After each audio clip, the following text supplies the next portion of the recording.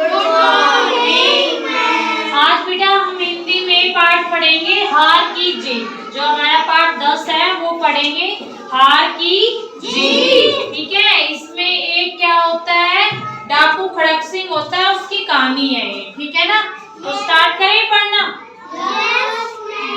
बाबा भारती को अपने घोड़े को देखकर वही आनंद प्राप्त होता था जो एक माँ को अपने बेटे को और किसान को अपनी लहराती खेती को देखकर प्राप्त होता था। क्या बताया बेटा, जो एक बाबा भारती होता है वो अपने घोड़े को देखकर एक आनंद खुशी होता है उसको, कैसे जैसे एक माँ अपने बेटों को देखती है और एक किसान होता है ना वो अपनी खेती को देखता है, वैसे उसको देखकर उसको आनंद प्राप्त होता था, मीन्स खुशी मिलती थी। वे उनकी देखभाल स्वयं करते थे। उनके घोड़े के समान सुंदर व बलवान घोड़ा इलाके भर में न था और उसका जो घोड़ा था बाबा भारती, वो घोड़ा पूरे जो आसपास का इलाका था उसके समान सुंदर और बलवान कोई भी घोड़ा नहीं था। उन्होंने अपना रुपया पैसा जमीन जायदाद सब कुछ त्याग दिया था। वे गांव के बाहर एक छोटे से मंदिर में रहते थे। उस घोड़े पे सब कुछ कर रखा था उन्होंने, अपने गांव के बाहर एक छोटे से मंदिर में रहते थे। बाबा भारती का भगवत भजन से जो समय बचता वह घोड़े पर अर्पण हो जाता था। और जो बाबा भारती था उसका भागवत भजन होता है, जैसे भजन करते हैं ना, भगवान का नाम लेते हैं, उसमें समय बिताते थे और जो थोड़ा बहुत समय बचता था वह अपने घोड़े पर अर्पण कर देते थे। वे सोचते थे मैं अपने घोड़े के बिना नहीं रह सकता, और वो हमेशा सोचते थे, कौन सोचते थे, बाबा भारती, कि मैं अपने घोड़े के बिना नहीं रह सकता। वे घोड़े की चाल पर लट्टू थे। वे जो घोड़ा जो चलता था ना उसकी चाल पर फिदा थे, लट्टू थे। प्रतिदिन सुल्तान पर चढ़कर वे 8-10 मील तक चक्कर जरूर लगाते थे। वो क्या करते थे, हॉर्स राइडिंग करते थे, मीन्स घोड़े की सवारी करते थे। 8-10 मील तक घोड़े पर बैठकर क्या लगाते थे, चक्कर लगाते थे। उसी इलाके में खड़क सिंह नाम का एक प्रसिद्ध डाकू रहता था और उसी इलाके में खड़क सिंह नाम का एक डाकू रहता था। उनका नाम सुनकर लोग थर-थर कांपते थे। किसका नाम सुनकर थर-थर कांपते थे लोग, खड़क सिंह। खड़क सिंह का नाम सुनकर, क्योंकि वो कौन था, एक डाकू था। खड़क सिंह ने बाबा भारती के घोड़े की प्रशंसा सुनी तो वह बाबा भारती के घोड़े को देखने के लिए बेचैन हो उठा और एक दोपहर में बाबा भारती के पास पहुंच गया। और जब बाबा भारती के घोड़े की प्रशंसा सुनी कि वह सुंदर है, बलवान है, तो उसकी जो प्रशंसा सुनने के बाद वो क्या हो गए, बेचैन हो गए और उसके घोड़े को देखने के लिए पहुंच गए। बाबा भारती से पूछा, खड़क सिंह क्या हाल चाल है, कहो इधर कैसे आना हुआ। और जो बाबा भारती है वो खड़क सिंह के पास गए। जैसे खड़क सिंह बाबा भारती के पास गए तो क्या पूछते हैं, कौन, बाबा भारती की, खड़क सिंह क्या हाल चाल है, आपको इधर कैसे आना हुआ, आपके घोड़े सुल्तान की चाह इधर खींच लाई। और खड़क सिंह क्या बोलता है, जो आपका घोड़ा है ना उसकी जो चाह है, मैं उसकी चाह में पागल हो गया और वो मुझे इधर खींच लाई।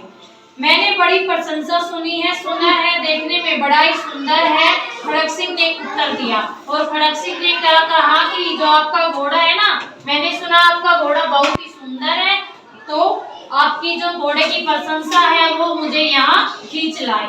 बाबा भारती खड़क सिंह को लेकर अस्तबल में पहुंचे। जो अस्तबल क्या होता है बेटा, जहाँ पे घोड़े रखे जाते हैं, घोड़े की जगह होती है, जैसे हमारा घर होता है ऐसे घोड़े रखने की जगह को क्या बोलते हैं, अस्तबल। बाबा ने घोड़ा दिखाया और खड़क सिंह आश्चर्य से खड़ा घोड़ा देखता ही रह गया। और जो अस्तबल होता है, घोड़े रहने की जगह है, वहाँ पे खड़क सिंह गया और घोड़े को देखा तो वो आश्चर्य घोड़े को देखता ही रह गया। उसने अपने जीवन में ऐसा भागा घोड़ा नहीं देखा और खड़क सिंह ने अपने जीवन में ऐसा घोड़ा नहीं देखा।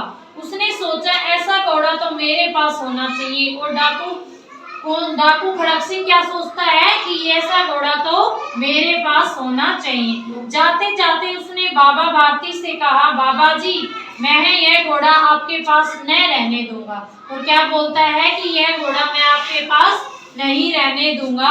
यह सुनकर बाबा भारती डर गए और यह सुनकर डाकू की बात सुनकर बाबा भारती डर गए। उन्होंने रात में नींद नहीं आती थी और रात को उनकी नींद उड़ गई। वह रात दिन अस्तबल में रखवाली करने लगे और जो जहाँ पे वो घोड़े को रखते थे ना वहीं पे रहने लग गए। कौन? बाबा भारती। परंतु कई मास बीत गए। बाद में जब खड़क सिंह नहीं आए तो बाबा भारती निश्चिंत हो गए। लेकिन खड़क सिंह काफी दिन तक उन्होंने क्या की, रखवाली की। फिर वो आए नहीं खड़क सिंह घोड़े को लेके जाने के लिए। फिर क्या हो गया, वो निश्चिंत हो गया कि वो तो डरा के गया था, अब मैं आराम से रहूं।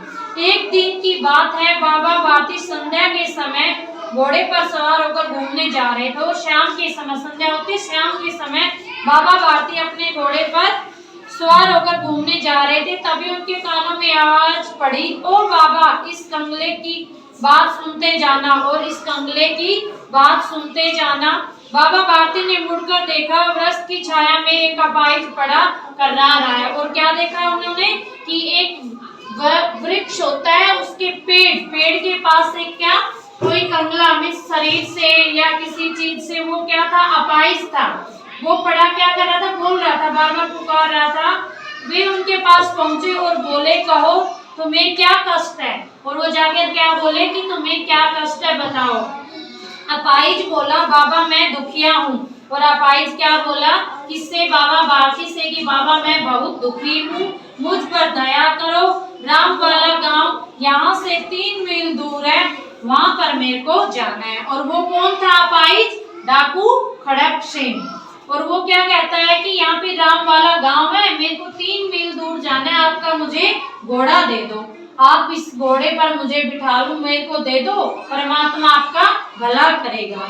वह तुम्हारा कौन है? बाबा ने पूछा। और बाबा से कौन पूछता है? जो अपाहिज, कि वहाँ तुम्हारा कौन है? बाबा ने पूछा, दुर्गादत्त वैद्य का नाम तो आपने सुना ही होगा, मैं उसका सौतेला भाई हूँ, अपाहिज बोला।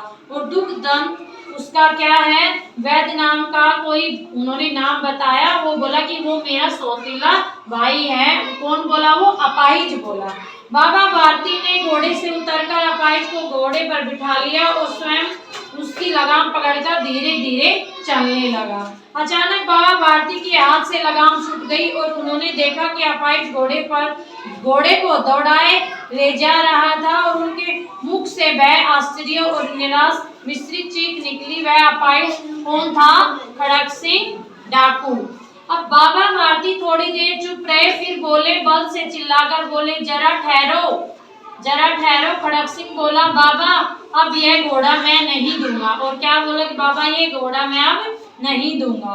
बाबा भारती ने कहा, परंतु यह बात सुनते जाओ। खड़क सिंह रुक गया। बाबा भारती उसके पास जाकर बोले, यह घोड़ा तो तुम्हारा हो चुका है, मैं वापस करने की बात नहीं करूंगा, परंतु खड़क सिंह मैं तुमसे एक प्रार्थना करता हूँ, उसे अस्वीकार मत करना, नहीं मेरा दिल टूट जाएगा। और बाबा क्या कहता है कि इस घोड़े को तो आप ले जाओ, लेकिन मेरी एक बात स्वीकार करो, उसको अस्वीकार मत करो।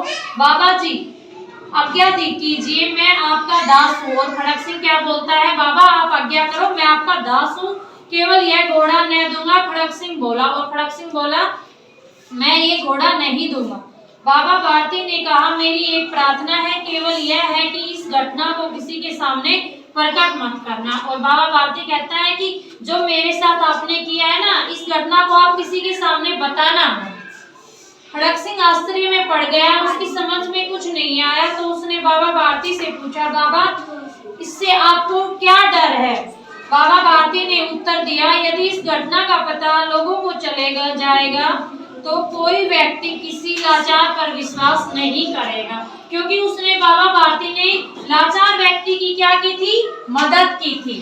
तो क्या बोलता है बाबा भारती कि आप किसी को मत बताना ये घटना, नहीं किसी लाचार या अपाहिज की कोई मदद नहीं करेगा। इतना कहकर बाबा भारती चले गए, परंतु उनके शब्द खड़क सिंह के कानों में गूंज रहे थे। उन्हें सोचा बाबा भारती के कैसे उच्च विचार और कैसे पवित्र भाव हैं। उन्हें केवल इस बात का ख्याल है कि कहीं लोग लाचारों पर विश्वास करना न छोड़ दे। ऐसा मनुष्य नहीं, वह देवता के समान है।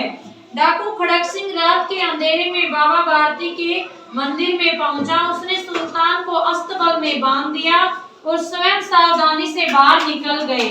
इस समय उनकी आंखों में नेकी के आंसू थे और उन्होंने अपने, क्योंकि उसने उनका घोड़ा क्या था, चुरा लिया था अपाहिज बनके। फिर उन्होंने क्या किया, दया आई किस पे, कि उन्होंने तो क्या कहा कि आगे से कोई भी किसी भी अपाहिज पर क्या नहीं करेगा, विश्वास नहीं करेगा। तो उसने वो रात को ही अस्तबल में, रोजाना ही इसी तरह बाबा भारती सूर्य उदय से पूर्व उठे और जैसे डेली बाबा भारती उठते हैं ना सुबह, ऐसे उठे। उन्होंने स्नान किया। उसके पश्चात इस प्रकार जैसे कोई सौंपन में चल रहा हो, उनके पास अस्तबल की ओर बढ़े, परंतु फाटक पर पहुंचकर उन्होंने अपनी भूल प्रतीत हुई। वे निराश मन से वहां से लौटने लगे, लेकिन घोड़े ने अपने स्वामी के पांवों की छापों को पहचान लिया और जोर से हिनहिनाया, क्योंकि उन्होंने तो पता था कि अब मेरा जो घोड़ा है वो तो कौन ले गया, खड़क सिंह ले गया। लेकिन उन्होंने डेली सुबह उठे, स्नान किया और अपने घोड़े के साथ अस्तबल में गए। तो उन्होंने सोचा कि मेरा तो घोड़ा यहाँ है ही नहीं, मैं यहाँ पे क्यों जा रहा हूँ। तो उन्होंने क्या देखा, घोड़ा समझ गया कि मेरा जो स्वामी है वो आ रहा है। उसने क्या किया, आवाज निकाली घोड़े वाली हिनहिनाने की। बाबा भारती आश्चर्य और प्रसन्नता से अंदर की ओर दौड़े और सुल्तान को देखकर अपने गले से लिपटकर रोने लगे, मानो कोई पिता बहुत दिन बिछड़े अपने पुत्र से मिल रहा हो।